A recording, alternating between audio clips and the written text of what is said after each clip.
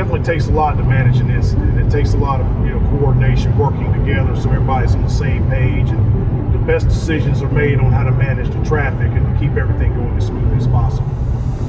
Well, I'm Joseph Q. Herrick. I'm a CHAMP Operator 1. CHAMP stands for Coordinated Highway Assistance and Maintenance Program. Generally, we assist motorists. Roadside assistance is a big part of what we do. Changing flat tires, delivering amount of fuel to get the motorist into a gas station or to a better place, or battery jumps. Or if there happens to be a vehicle that stalls out in a lane, we also help out with that.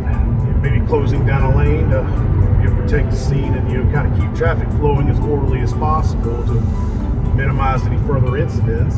It's free of charge to the motoring public, and we make sure to let them know that as well. We also look for major hazards, safety issues, maintenance issues, like checking, clearing drains or signs, traffic incident management, coordinate with law enforcement and public safety.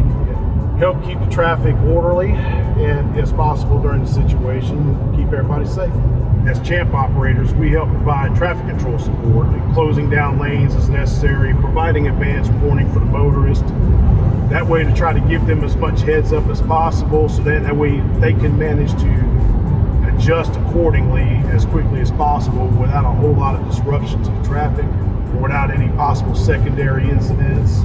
It's definitely a team effort. I mean, it takes the efforts of our dispatchers, the traffic management center, law enforcement, fire, EMS, towing officials. You're really making a difference and working together with another group of people, trying to keep everything safe and keep everything moving and trying to reduce secondary accidents and more injuries.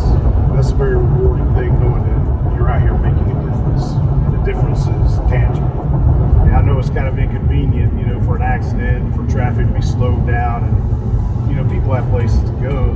Just make sure to work with us, and we'll try to get that scene cleared up. And the safer it is, the faster we can actually get it done. The best thing I can tell a motorist is to heed the advance warning, make sure to be paying attention, and to move over, as safely as possible, to proceed through the area with caution, and always pay attention to who is working around.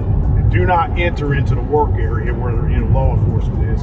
They're trying to clear everything up, and we don't want to make the situation more dangerous than it already is. Whenever you come up on a work zone, or whether you come up on any kind of traffic incident, try to move over as much as possible. I mean, we set up lane tapers and things like that to help funnel people over. But the best thing to do in general is to be moved over well in advance. Because the more people that are moved over, that actually keeps the traffic going a lot smoother. It flows better. Maybe a little slower, going through the scene, but it flows. The flow is more constant. And, try not to rubberneck, because, we want to keep the traffic flow as constant as possible. And that also contributes to a slowdown and a backup in traffic when people want to stop and stare. When you have a crowd of people trying to get down to where the taper begins, ultimately that could create a bottleneck. And then that's the last thing you ever want to do, is having traffic stop on the interstate if possible. And that's where the possibility of secondaries can take place, because motorists coming up from behind, not knowing what's going on, could cause them to smash into the other vehicles that are backed up.